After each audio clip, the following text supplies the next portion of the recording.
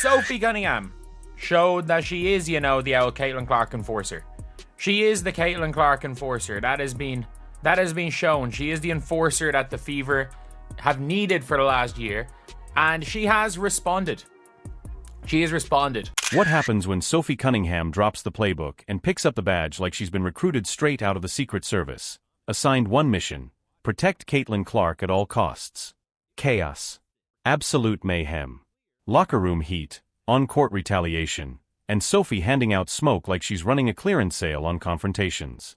When Sophie finally snapped, it wasn't a reaction. It was a full-blown origin story. Sitting there and I'm thinking to myself, is anybody on this team gonna stand up for Caitlin Clark? JC Sheldon grabbing Caitlin Clark all game, clawing at her. It's like tonight was a brawl, folks. Tonight was a brawl, and I'm sitting there, I'm like, is anybody on this team going to stand up for? And Sophie Cunningham. She didn't just take the floor. She came to level the Connecticut Sun like she'd been scripting her revenge since preseason. This wasn't a technical foul. It was a declaration of war. And after she was ejected for stepping up for Caitlin Clark, fans were left wondering, what did she say when she broke her silence? We're breaking it all down. And if you ride with Sophie, drop Enforcer Sophie in the comments right now. Let's start with the play that set off the entire night. So as you guys can see here, JC Sheldon is guarding Caitlin Clark. She swipes her in the eyeball. Caitlin Clark nudges her off because JC stays in her face. And then Tina Charles runs over and is kind of wagging her finger in Caitlin Clark's face. And then Marina Mabrey comes out of nowhere and chucks her to the floor. Now let's watch this in slow motion. Here, JC Sheldon is guarding Caitlin, swipes her in the face. There's one. Going for the ball, swipes her in the eyeball. Caitlin's gonna have to start wearing goggles. And then Caitlin pushes her off of her, like, why are you still in my face? Marina Mabrey, bat out of hell, chucks Caitlin Clark. From the second she laced up, the entire WNBA should have known. Sophie Cunningham didn't clock into hoop. She clocked in for battle. No three-pointers. No pick and rolls. Just one objective: make sure no one lays a finger on Caitlin Clark without answering to her first. She was less of a teammate, more of a one-woman security perimeter. Step too close, and you're getting scorched. Welcome to WNBA Fight Night, or as some people are saying, WNBA Raw. What a game that was. We had it all. We had basketball, we had fighting, we had blonde on blonde crime. Oh, such an epic. Oh, goodness. But at the end of the day, it resulted in an Indiana Fever W. 88-71, taking care of business. Let's be honest. Sophie wasn't playing like a guard. She was patrolling like the head of security at Fort Knox. You throw shade or an elbow at Caitlin.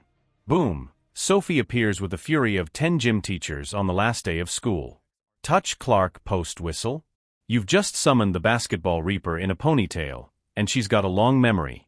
She doesn't warm up. She scans the floor like a hawk high on espresso. I feel good, and Sophie Cunningham put me out on a high note, folks. I didn't even say, Ben, calm down, regroup. I didn't even say that. Let's get straight to the play. Everybody, the plays everybody is talking about. First off, Marina Mabrey body checking Caitlin Clark to the ground. JC Sheldon all over her. Riding her. Pokes Caitlin Clark in the eye. Oh, man. Caitlin Clark needs to start wearing goggles, folks. Caitlin Clark's going to need to start wearing goggles. Bumps up on Caitlin Clark. Caitlin Clark says, "Get your hands off me." And then here comes Marina Mabrey. Boom! Exploding Caitlin Clark like a safety coming downhill in the NFL. There was no flop there. She's not looking to score. She's looking to enforce. Every gesture, every stare says one thing: try me and I'll rearrange your spine. She doesn't play defense. She plays deterrence. Sophie isn't a role player. She's an omen. While others stretch and meditate, she's mentally loading up like it's game day war prep. She's the last of a dying breed, fiercely loyal, aggressively fearless, and unapologetically old school. Now, let's start here. This is, of course, Sophie and Sheldon going down the floor. Sophie tries to wrap her up, and Sheldon gets to the floor, and all hell breaks loose. And Sophie said, I'm not having it. I'm not having it. We'll go. We'll go. So there's that. That, of course, was all a byproduct of this right here, folks. And I mean, when I tell you social media is setting the WNBA on fire right now, not in a good way, that's the understatement. Think 90s bruiser energy in a league that's forgotten how to throw elbows with meaning. She's not guarding Caitlin, she's guarding a legacy. And that brings us to the heart of it. Caitlin Clark didn't just join the league, she was dropped into it like a lion pit, with every opponent acting like she stole their spotlight. She wasn't being defended, she was being targeted. Every night. Of course, Marina Mabrey is going to get ejected because that was unwarranted. She literally came out of nowhere and chucked Caitlin Clark. There should be a flagrant one, of course, on JC Sheldon because she swiped her and hit her in the eyeball. Whether it is intentional or not, you can still have a flagrant a flagrant foul called on you, whether you are trying to intentionally hurt somebody or not. But this is what they called, you guys. This is what they called. Caitlin Clark, Marina Mabrey, Tina Charles were assessed with technical fouls on Tuesday. Caitlin, Marina, and Tina Charles. Technical fouls. That's it. Technical fouls. That's it. And JC Sheldon was assessed with a flagrant 1 foul, and no players were ejected. Entire squads lined up not to outplay her, but to send a message. Cheap shots, stares, hard fouls. They wanted her rattled, bruised, and broken. But they didn't factor in one thing. Sophie don't try at Cunningham. She turned Caitlin's bullseye into her personal no-go zone. Once again, WNBA, we're not talking about your basketball.